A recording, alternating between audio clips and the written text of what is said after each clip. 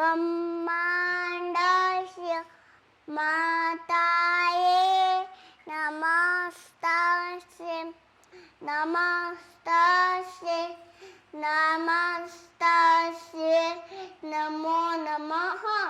આ પૃથ્વી લોક કર્મલોક છે. અહીંયા દરેકને કર્મ કરવું જ પડે છે. તો કર્મ એટલે શું?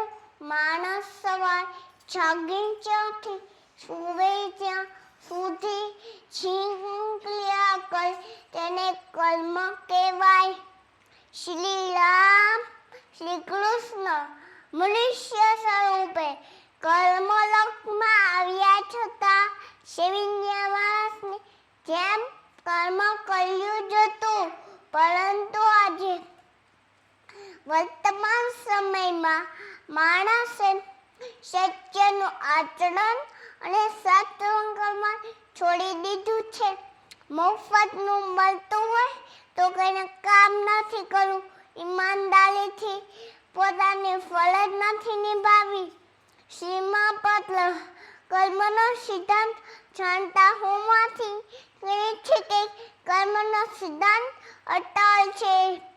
જો આપણે સારા કર્મ કરશું તો સારું ફળ મળશે, ખરાબ કર્મ કરશું તો ખરાબ ફળ મળશે.